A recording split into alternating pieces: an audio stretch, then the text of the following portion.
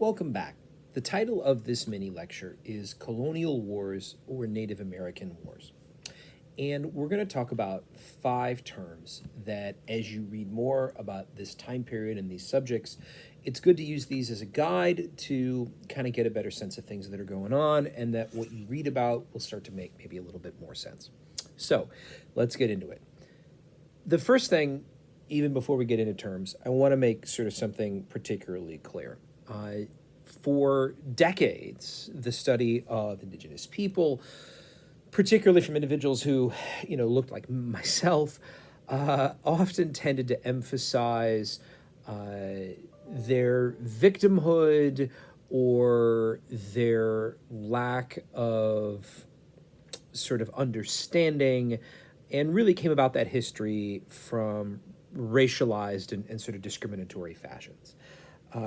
Indigenous communities had their own and have their own vibrant histories and cultures and institutions and languages which are wonderful. This is only sort of scratching the surface of some of the conflicts that existed here. And it's important that we understand the nature of agency, and it's important that we understand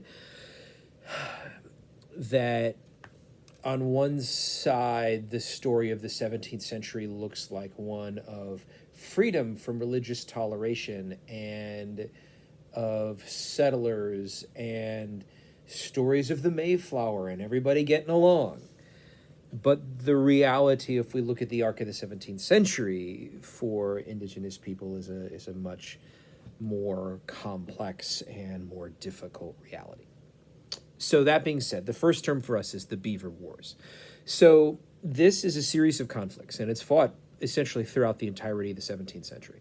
So you're looking 1609 to around 1701, and it's conflicts that skirt the borders of modern America and Canada, whereby the Iroquois community fought largely for territory and control of trade, because the French, who had begun arriving in the north about a year earlier, wanted control and access to beavers to be able to export and sell the furs in Europe, because it was a very profitable thing to do. Now, they allied with the Algonquin and others, and the war itself is largely episodic, right? It's periodic. And there's not that many French individuals here, and the French are struggling with the English, and there's a whole lot sort of that goes on there. But in terms of border communities and parts of what would be modern upstate New York and other areas, right, the Iroquois were noted for their effectiveness, they're noted for their aggressiveness. Some historians might even suggest the genocidal nature of some of the war that the Iroquois are sort of conducting. Although, of course, the French will ultimately, in some ways, win out and force what was called the Grand Settlement in the year 1701. All right, this brings us to our second term, which is the Anglo-Powhatan or Powhatan Wars. These are a series of 3 wars fought with that confederacy. The first beginning in 1610, the second in 1622, and the third and final conflict in 1644. Now, this particular confederacy of tribal communities, which had dominated much of modern Virginia, found itself in conflict with these initial settlers in the Virginia Company, and then eventually the follow-on communities that followed suit from there. Now, that first conflict, of course, there's a lot of different basics to kind of quickly mention here.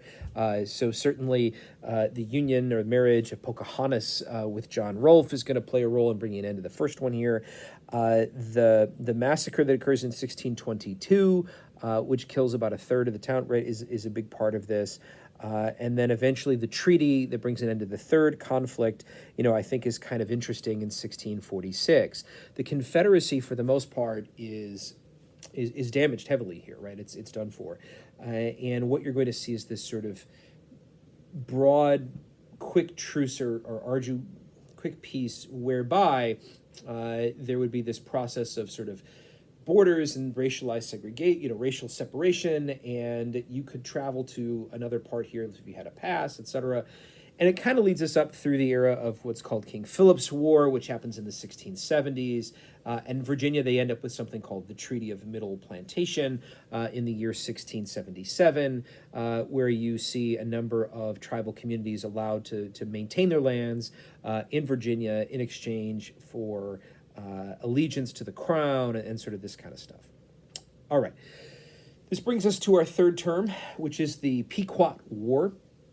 Now, the war against the Pequot tribal community takes place between 1636 and 1638 by a series of colonial militias, and it's incredibly violent. Hundreds upon hundreds of Pequot tribesmen are killed.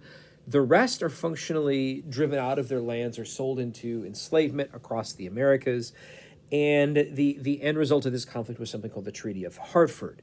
Now, this is significant for a couple of reasons.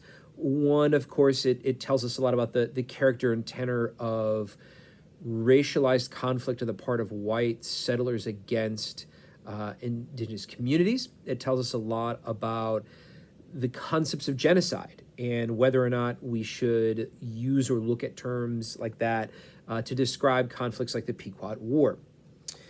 This leads us into our fourth point, which is something called King Philip's War, or Metacom's War. This is a conflict that lasts between about 1675 and 6, but some scholars would say goes all the way to 1678. Metacom had been the son of Massasoit, who had fairly famously had a good relationship with the Pilgrims at Plymouth. And the conflict that begins in 75 and 76 is perhaps the most deadly in the 17th century, the colonial period. Indigenous communities ally and will attack New England towns across the region. It's something like half of all New England communities or all New England towns are going to come under attack. And you will start to see some form of unification on the part of New England communities. They will create an army, a militia of over 1,000 men, and eventually Metacom or Philip is killed, and the war is brought to a conclusion.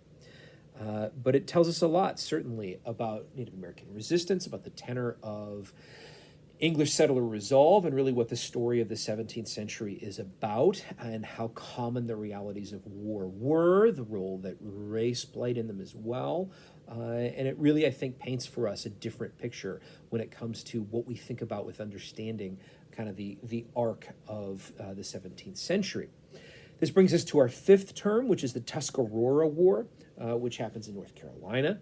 This is between about 1711 and 1715, and this is between the Tuscarora peoples and others who were allied with them against the British, as well as a tribal community known as the Yamasee.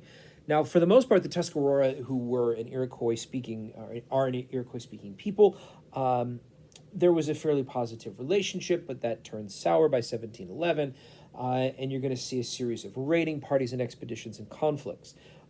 Funding and weapons and assistance from the British will eventually overwhelm the Tuscarora, and by 1715 the war is concluded.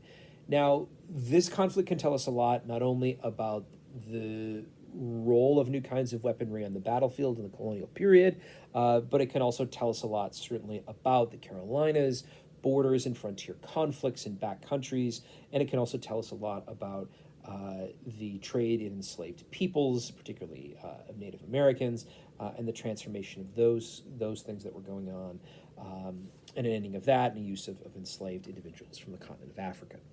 All right. Thank you so very much.